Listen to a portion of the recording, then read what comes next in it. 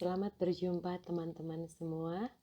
Saat ini Anda sedang mengikuti video pembelajaran mata kuliah Asuhan Kebidanan Nifas dan Menyusui bersama saya, Chandra Wahyuni, Sarjana Sains Terapan Magister Kesehatan, dengan pokok bahasan kita kali ini yaitu konsep dasar masa nifas. Video pembelajaran ini dimaksudkan untuk membantu teman-teman semua dalam menguasai kompetensi belajar mulai dari pengertian masa nifas, tujuan masa nifas, peran dan tanggung jawab bidan dalam asuhan masa nifas, tahapan masa nifas, kebijakan program nasional, serta asuhan ibu dan bayi selama masa nifas.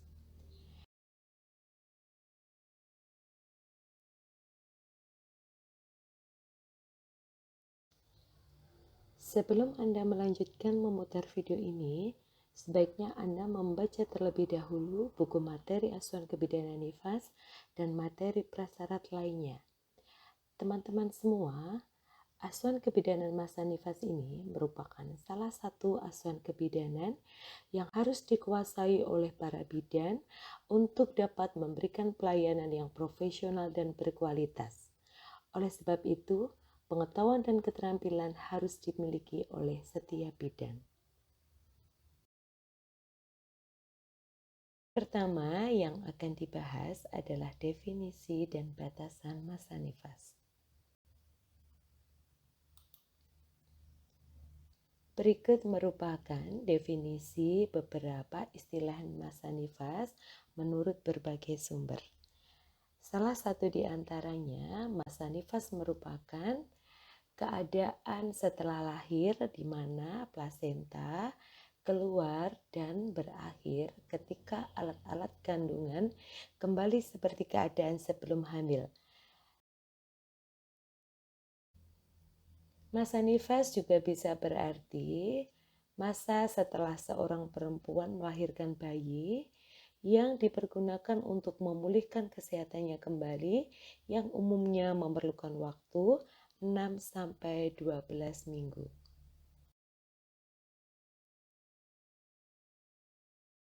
Tujuan asuhan masa nifas.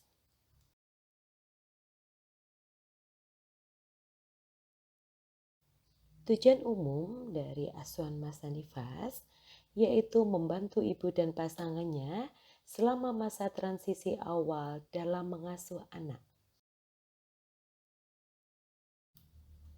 Sedangkan tujuan khususnya yang pertama yaitu menjaga kesehatan ibu dan bayinya baik secara fisik ataupun psikologis. Melaksanakan screening secara komprehensif, deteksi dini, mengobati dan merujuk bila terjadi komplikasi pada ibu ataupun bayi. Memberikan pendidikan kesehatan tentang perawatan kesehatan diri, nutrisi, KB, cara dan manfaat menyusui, pemberian imunisasi, serta perawatan bayi sehari-hari. Memberikan pelayanan keluarga berencana, serta mendapatkan kesehatan emosi. Peran dan tanggung jawab bidan dalam masa nifas.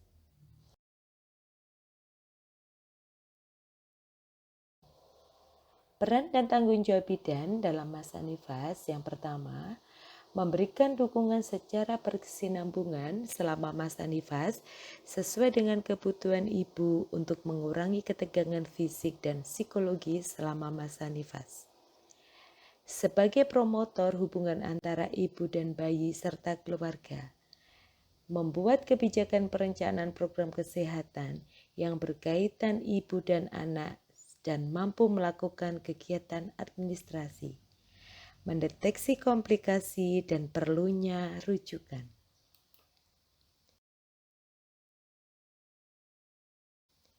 memberikan konseling untuk ibu dan keluarganya mengenai cara mencegah perdarahan, mengenali tanda-tanda bahaya, menjaga gizi yang baik, serta mempraktekkan kebersihan yang aman. Melakukan manajemen asuhan dengan cara mengumpulkan data, menetapkan diagnosa, dan merencanakan tindakan serta melaksanakannya. Memberikan asuhan secara profesional dan memulai serta mendorong pemberian ASI.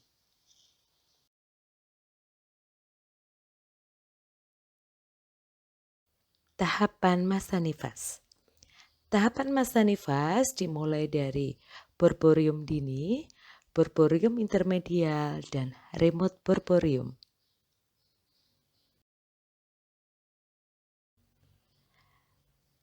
Puerperium dini yaitu suatu masa di mana kepulihan ibu sudah diperbolehkan untuk berdiri dan ibu sudah mulai berjalan-jalan.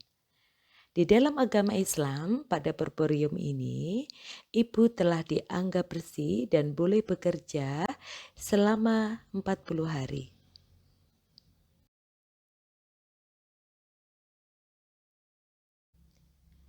Puerperium intermedial.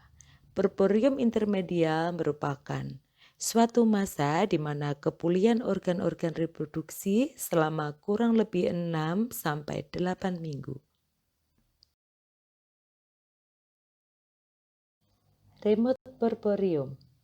Remote puerperium yaitu waktu yang diperlukan untuk pulih dan sehat kembali dalam keadaan sempurna, terutama bila ibu selama dalam masa kehamilan ataupun masa persalinan, ibu mengalami komplikasi. Waktu yang digunakan untuk sehat sempurna baik untuk remote puerperium ini bisa berminggu-minggu, berbulan, bahkan tahunan. Program nasional dan kebijakan teknis.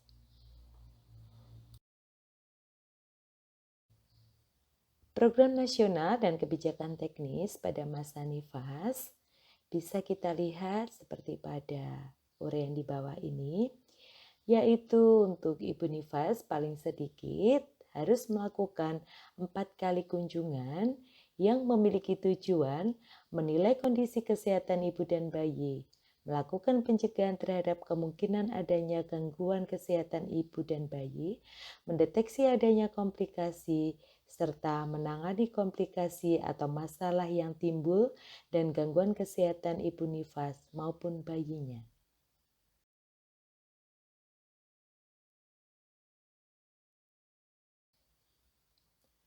Asuhan kunjungan masa nifas normal mulai dari K1 6-8 jam postpartum, K2 6 hari postpartum, K3 2 minggu postpartum, serta K4 6 minggu postpartum.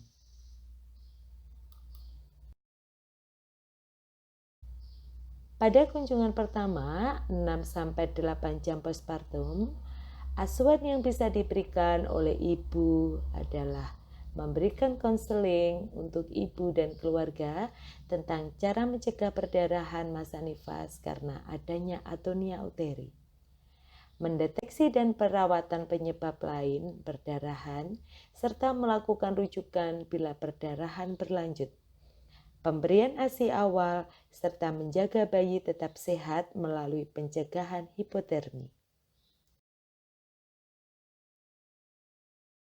Menganjurkan cara mempererat hubungan antara ibu dan bayi ataupun namanya bonding attachment. Setelah bidan melakukan pertolongan persalinan, maka bidan harus menjaga ibu dan bayi untuk 2 jam pertama setelah kelahiran atau sampai keadaan ibu dan bayi baru lahir dalam keadaan baik. Kunjungan kedua, 6 hari postpartum. Memastikan involusi uterus berjalan dengan normal, uterus berkontraksi dengan baik, tinggi fundus uteri di bawah umbilikus, tidak ada perdarahan abnormal. Menilai adanya tanda-tanda demam, infeksi, dan perdarahan. Memastikan ibu dapat beristirahat yang cukup.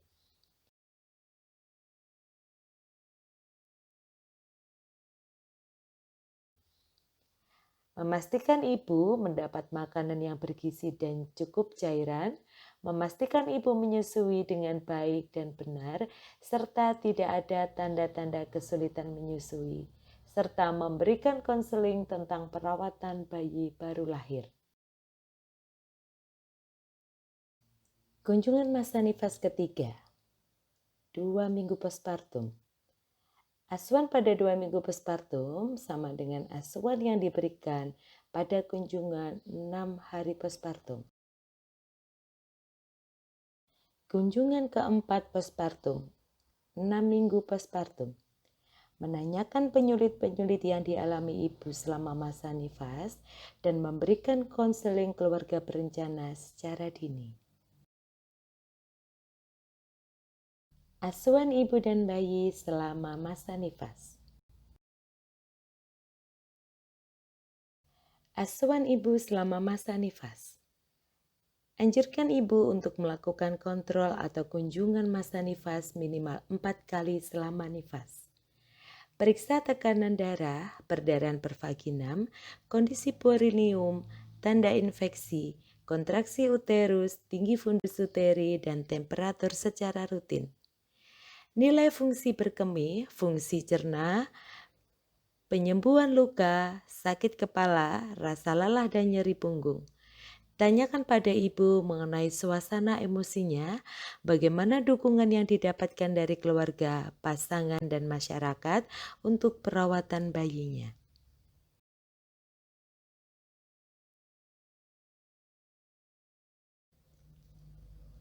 Tata laksana atau rujuk bila ditemukan masalah.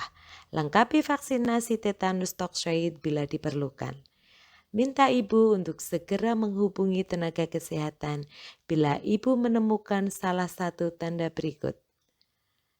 Perdarahan berlebihan, sekret vagina berbau, demam, nyeri perut berat, kelelahan atau sesak, bengkak di tangan, wajah, tungkai, atau sakit kepala atau pandangan kabur, nyeri payudara, pembengkakan payudara, luka, atau perdarahan puting.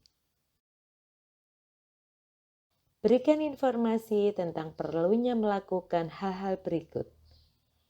Kebersihan diri, membersihkan daerah vulva dengan sabun dan air mengalir, mengganti pembalut minimal 2 kali sehari, mencuci tangan dengan sabun dan air sebelum dan sesudah membersihkan daerah kelamin, menghindari menyentuh daerah luka episiotomi ataupun laserasi. Istirahat yang cukup, kembali melakukan rutinitas rumah tangga secara bertahap. Latihan fisik, menjelaskan pentingnya otot, perut, dan panggul. Mengajarkan latihan untuk otot perut dan panggul. Menarik otot perut bagian bawah selagi menarik nafas dalam. Ketika posisi tidur terlentang dengan lengan di samping, tarik nafas sambil hitungan 5. Tarik dagu ke dada, ulangi sebanyak 10 kali. Berdiri dengan kedua tungkai dirapatkan, tahan dan kencangkan otot pantat. Pinggul sampai hitungan 5. Ulangi sebanyak 5 kali. Gizi ibu nifas. Mengkonsumsi tambahan 500 kalori per hari. Diet seimbang, cukup protein, mineral, dan vitamin. Minum air putih minimal 3 liter per hari. Suplemen besi diminum setidaknya selama 3 bulan postpartum, terutama pada ibu-ibu di daerah dengan prevalensi anemia yang tinggi.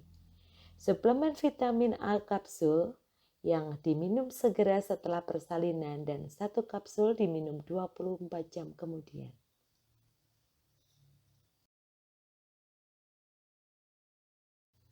Menyusui dan merawat payudara. Jelaskan kepada ibu mengenai cara menyusui dan merawat payudara.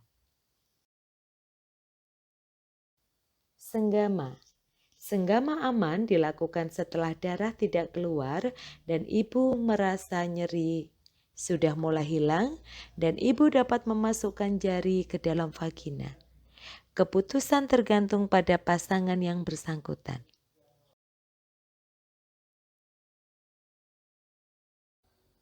Kontrasepsi dan KB. Jelaskan kepada ibu mengenai pentingnya kontrasepsi dan keluarga berencana setelah bersalin. Asuhan bayi selama masa nifas. Pastikan bayi tetap hangat dan jangan mandikan bayi hingga 24 jam setelah persalinan. Jaga kontak kulit antara ibu dan bayi serta tutupi kepala bayi dengan topi.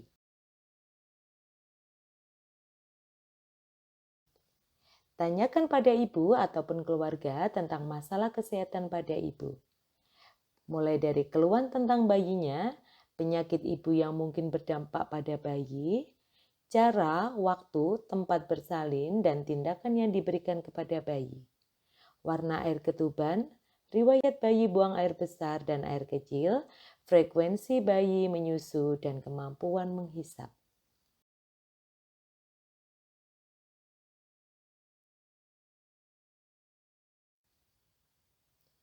Lakukan pemeriksaan fisik dengan prinsip pemeriksaan dilakukan dalam keadaan bayi tenang atau ketika bayi tidak menangis. Pemeriksaan tidak harus berurutan. Dahulukan menilai pernafasan dan tarikan dinding dada bawah, denyut jantung, serta perut.